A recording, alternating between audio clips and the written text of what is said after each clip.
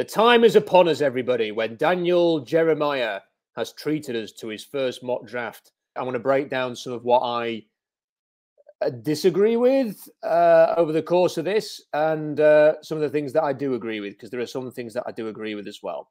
So first overall, the problem with doing a mock draft which doesn't have any trades is the Bears are not going to pick first overall. They're going to auction that pick for the highest offer.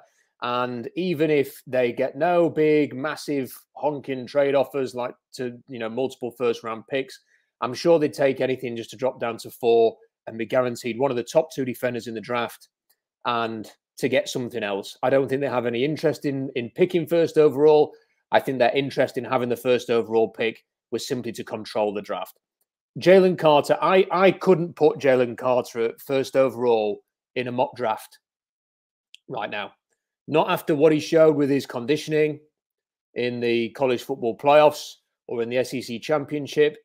Yes, he's very, very talented. He's a good player. But with all of that going on, I don't know how you could put him as number 1 overall. And I don't think a team could take him first overall. I don't think he's going to sink like a stone, but I just couldn't put him in there. Bryce Young, number 2. The mainstream media has decided that Bryce Young is going to be the first quarterback off the board. He's very, very talented, very naturally gifted, very creative. He's a very, very good player. But he is someone who is going to end up rocking up at the combine and weighing between 190 and 200 pounds. And that's with downing 2 big jugs of water before he gets on the weighing scales. That's what he is. And when you have prototype quarterbacks in this draft who are as talented and are probably going to have similar grades, I don't think he's going to be the first quarterback taken personally, but that's what the mainstream media has settled on, and he's got him at number 2. Will Anderson at 3 to Arizona. I think this is going to be what happens. I think it's a no-brainer, and I don't think they're going to move down. I think they will take him. Will Levis at number 4. I think he's very, very possible. I can imagine Chris Ballard liking Will Levis. I can imagine the Colts wanting to take him because he's of all the quarterbacks, is perhaps the best placed to start early. So I have no issues with this pick. He's going to go in the top 5. And Will Levis to Indianapolis is a fair pick, a good pick. Tyree Wilson to number 5 in Seattle. Listen, I think there are reasons to really like Tyree Wilson. I mean, I've written in my own mock draft that I published today that I just put on the tape just to watch his frame, just to watch how he uses his frame, to use the length, to use the size at an advantage. And when you really, really watch him in all 22, you get a real appreciation of just how unique he is. I can't think of anybody I remember having a frame like him. The 6'6" in height, the massive size, but it's all good weight. And then you've got these just incredible arms. People are talking about having a 7-foot wingspan. It is incredible. And look, length really matters in the interior. And he can split double teams. He can just jolt interior linemen backwards because of his length. They can't get into his frame. It's a big asset. But if he's going to go 5th overall, and if he's going to be picked by Seattle, he needs to be twitchy as anything at the combine. They're not going to take someone 5th overall if he runs a 4.75 or a 4.5, 4.6 short shuttle. We're going to need to see a fantastic shuttle. We're going to need to see a good 10-yard split. We're going to need to see some explosive traits if he's going to go 5th overall. His size alone is not going to get him into the top 5. I don't know how he's going to test. It's hard to tell. It's one of those where if he tests brilliantly, you'll go back and watch the tape and think, yeah, okay, fair enough. But until he actually does that, it's hard to really project what kind of an athlete he's going to be. And for me, that means number 5's a little bit rich for my liking. And while Seattle desperately do need defensive line help, John Schneider was on the Dave Wyman and Bob Stelton show on Friday, talking about how last year they didn't feel like they had to reach for need, that they were taking the best players who were available on the board. Now, if they pass on CJ Stroud or even Anthony Richardson for that reason, to try and plug another Big 12 defender into their defense, having had middling results from Jordan Brooks and poor results from LJ Collier, I'll find that a bit disappointing, frankly. The opportunity to set yourself up with a long-term franchise quarterback is worth the shot at number 5.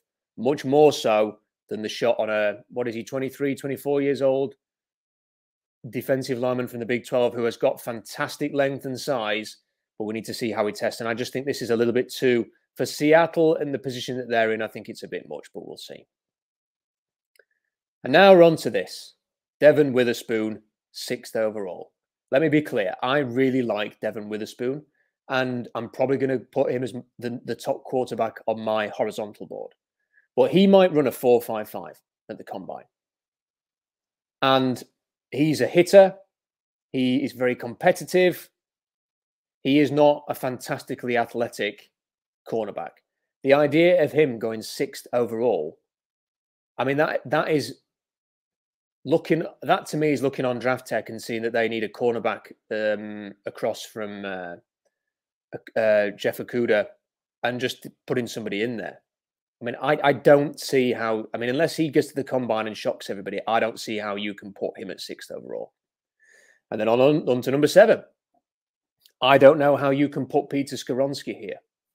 He's been overpowered by, funnily enough, the person who's number 8 on this mock draft, Lucas Van Ness. You can probably see him at the bottom of the screen there. He lacks length. He's probably going to have to kick inside. I mean, if the Raiders are taking him, they've got a left tackle anyway. So what are we seriously saying here?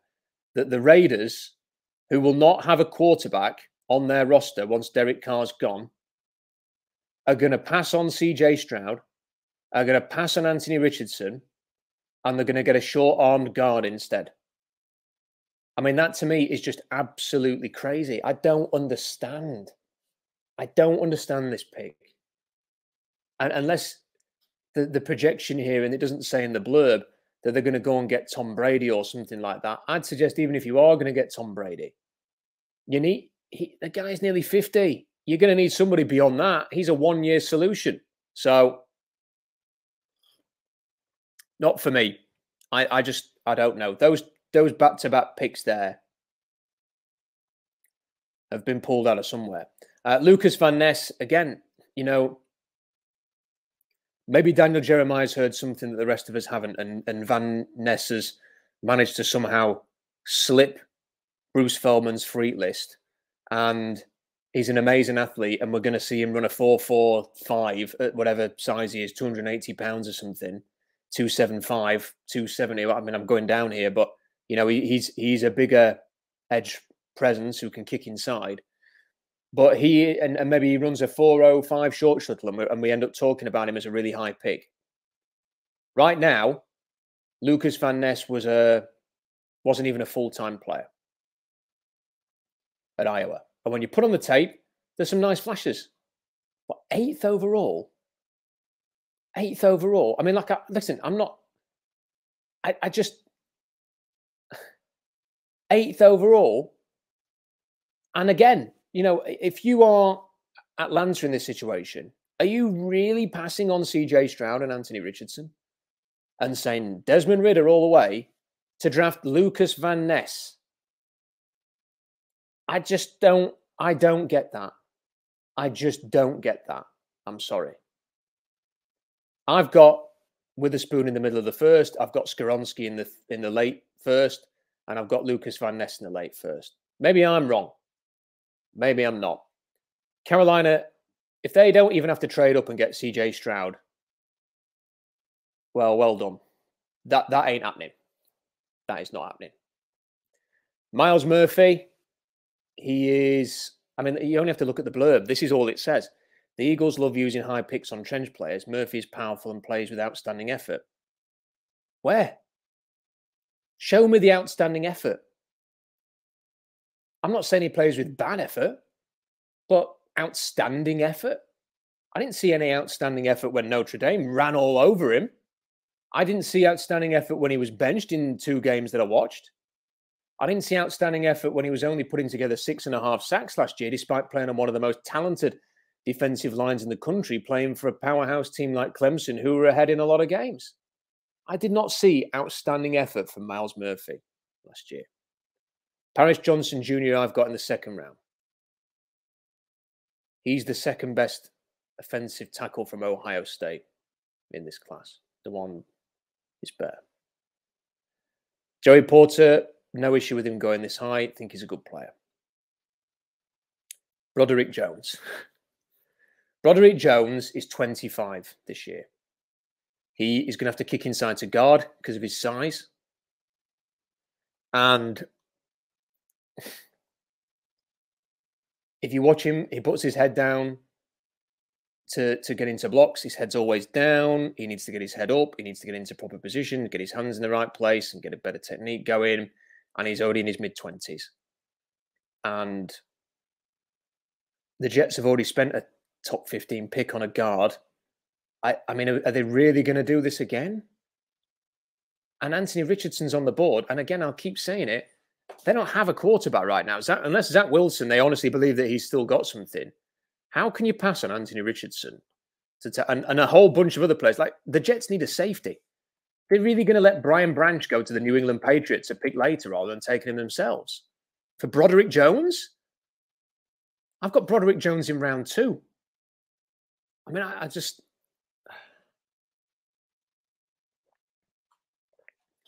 Brian Branch should be a great pick for the Patriots. He's a Rolls Royce. Can't complain with that. Very good player, will be a good fit for them. Nolan Smith.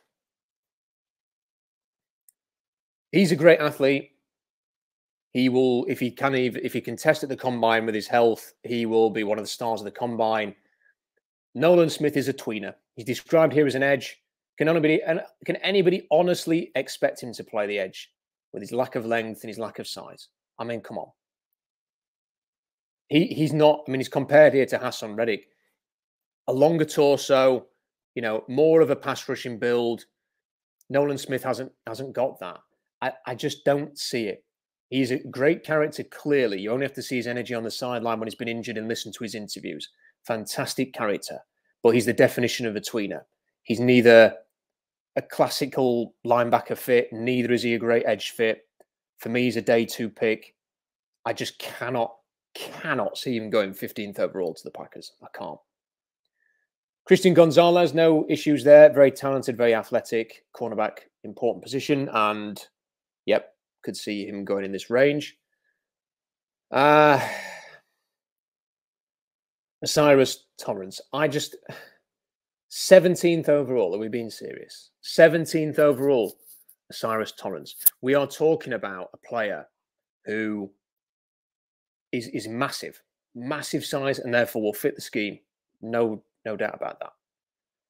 But what's he going to test? And when you watch Florida, he's helped out a lot by the right tackle. There's a lot of double teams, especially when he was playing guys like Jalen Carter. He'd get a lot of help, you know, on the interior. They would work together. He is not the kind of player who goes 17th overall for me. I mean, I just think I watch him and I think, yeah, he has some good moments, but he's a mid-round pick for me. A mid-round pick, 17th overall. I just can't see that. Classic pick of Trenton Simpson in the top 20 here. Trenton Simpson had a really bad 2022 season. He was poor. He did not play well. He had I think he had something like 4.5 tackles for a loss and 2 sacks. They transformed him from a blitzing, attack-minded linebacker and tried to make him a complete linebacker, and it just didn't work. And whether or not he can, with a bit more time and seasoning and pro coaching, can get to that, maybe he can. But when he was taken from essentially almost like a Jamal Adams specialist blitzing role to become more of a conventional linebacker, the stats and the production and the performance completely dried up. And I watched every Clemson game on defense last year. He was anonymous in most games. The idea, I mean, he's going to be a great athlete. He's going to test well. But the idea that he goes 18th overall, not for me. Not for me. Emmanuel Forbes, I just cannot see Emmanuel Forbes going this early. I've got him in the mid-rounds.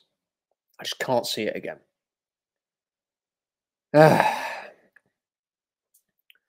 Will McDonald. So,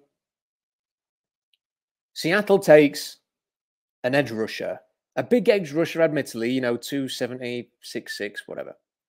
They take an edge rusher, and then with their next pick, they take another edge rusher.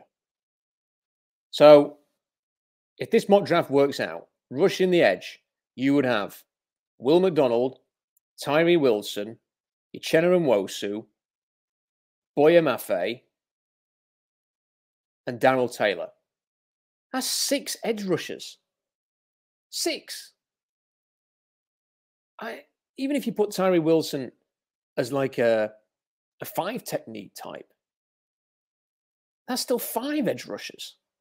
And Will McDonald, they already have it. Will McDonald and Darrell Taylor. You watch Will McDonald play, and he's got great size, great length. He looks like a praying mantis. He's got all of the physical skills that you look for. He's going to test great. He couldn't put it together in his final season at Iowa State. He could not put it together. They've got a player like that. Like taking an edge like Will Anderson, who's going to come in and hopefully hit the ground running, be a real quality player. That's one thing. But drafting Will McDonald, you already have players like that. I mean, that just doesn't make any sense. Aside from the fact that he's a guy that's got all the tools, but none of the production, none of the tape, none of the evidence to justify taking him in the top 20. I've got him in like the last pick of round 2. And that feels generous because of the physical profile, not because of anything that you actually see on tape from the guy. So I don't get it.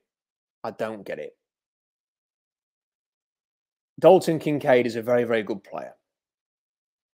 Is he going to go 21st overall? I'd be stunned. I think he's going to go in the top 40, but I'd be very surprised if he goes that high. We'll see how he tests. 22 overall, Anthony Richardson. Just think of all the teams that have passed on Anthony Richardson to this point that needed a quarterback. And he's going to go to the Ravens at 22. I cannot. I just can't get my head around it. I just can't get my head around it. I just don't. I can't. Tyreek Stevenson, 23rd overall. 23rd overall.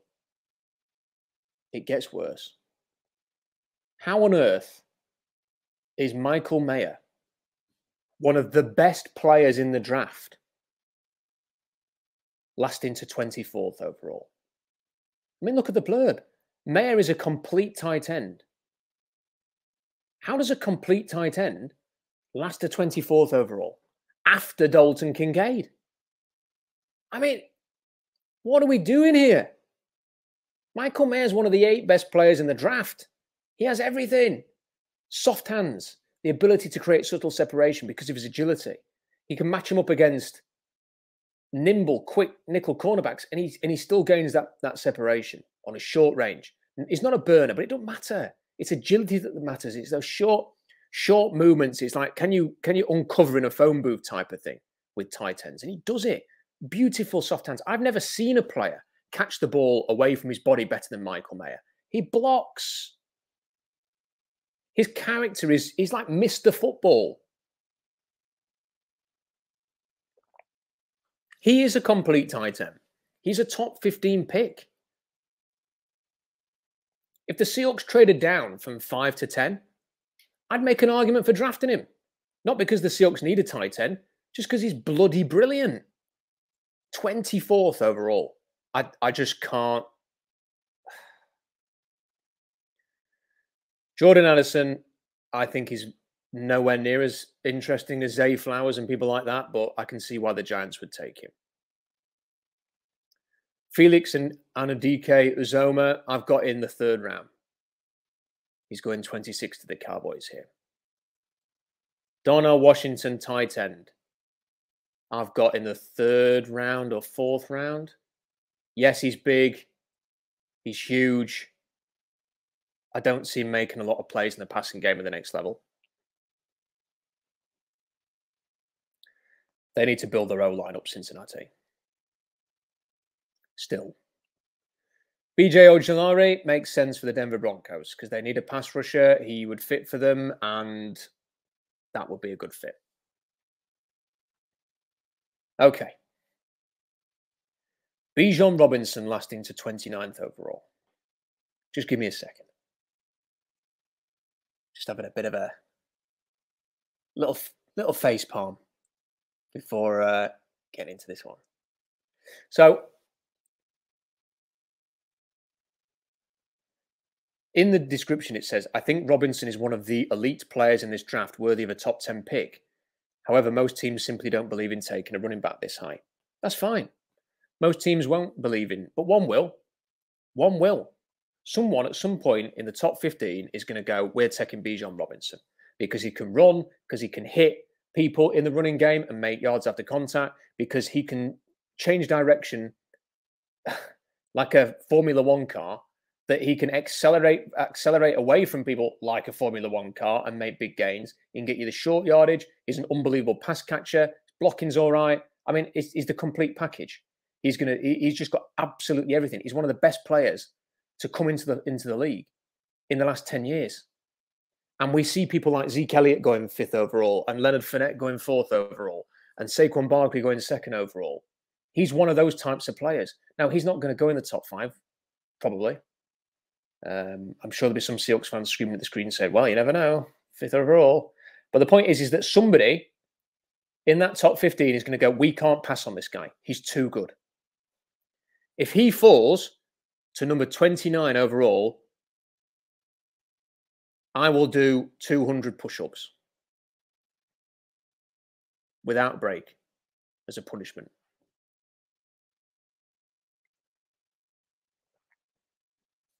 I just don't get it.